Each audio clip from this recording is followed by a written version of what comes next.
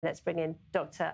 İtan Cohen Yanarocak. He's a Turkey expert at the Moshe Dayan Center at Tel Aviv University. Good to see you, İtan. Thank you for waiting. Good to have you with us. So, I mean, are we looking at an all-out political crackdown on Erdogan's main rival? Is it? It's not so subtle anymore, is it? Yes, first of all, thank you very much for having me. This is a bit surprising because this week we have seen an ambivalent move from the Turkish judiciary.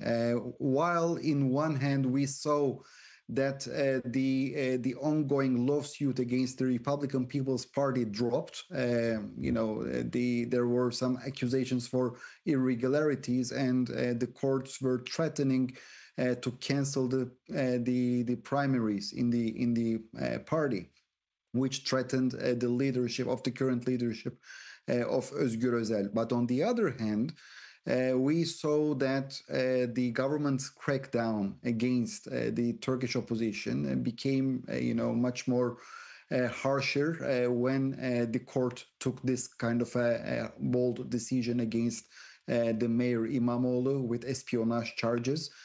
From what I understand, when I'm looking at these two cases, that as far as I understand, Erdogan does not see Özgür Özel as an important opponent anymore. He does not feel threatened.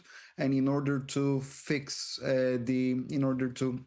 rehabilitate the image of the Turkish judiciary in the eyes of the public, and in order to decrease the public tension, I assume that they got this decision against, to end the lawsuit against the Republican People's Party. But on the other hand, to make things much worse and complicated for İmamoğlu, a new accusation of espionage charges were imposed against him, and it would be very hard for him once again to clean his own name. This is a political decision. It is very obvious that this judicial decision was imposed by the Turkish government. The independence of the judiciary in Turkey is very much questioned.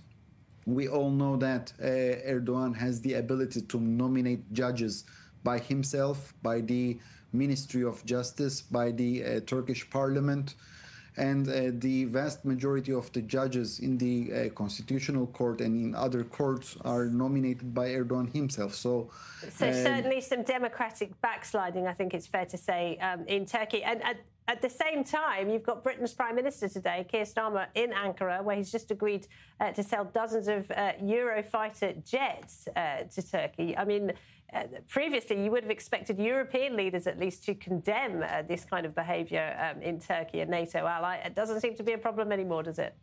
Not anymore. Not anymore. Europe is so much disturbed by the Russian challenge. And therefore, Turkey's historic role of providing security in NATO's southeastern flank is becoming more and more important today. So the Europeans they do not have any intention to lose Turkey in terms of security. They want Turkey to be an integral part of the European security. And recently they understood that Turkey is also able to acquire these Eurofighters from Qatar. Maybe it's a second-hand one, but they did acquire these Eurofighters. And also, I would like to mention that the Germans did not give a green light in the past for this purchase, and they were the ones who had all of these bureaucratic problems. But recently, the German Chancellor made it clear that he is not adopting his predecessor's policy regarding the Eurofighters and Turkey.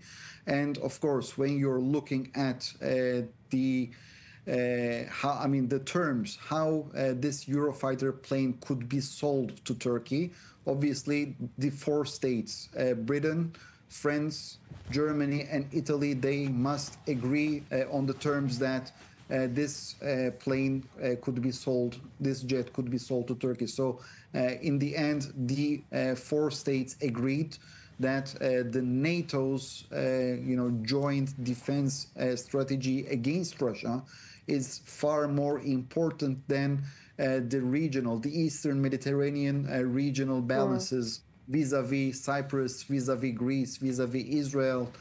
And of course, maybe in the past, the European leaders were much more critical for the deterioration of democracy in Turkey. But as we can see, not anymore. Nobody's talking about democracy. Those concerns have certainly gone out the window, haven't they? It seems as though Europe is signing a bit of a Faustian pact, if you like, with Ankara. So we'll have to see how that continues. Hi, Eytan, as always, thank you very much indeed. We appreciate your analysis. Hi, Eytan. It's my pleasure. Thank you very much for having me. Thank you. Thank you so much.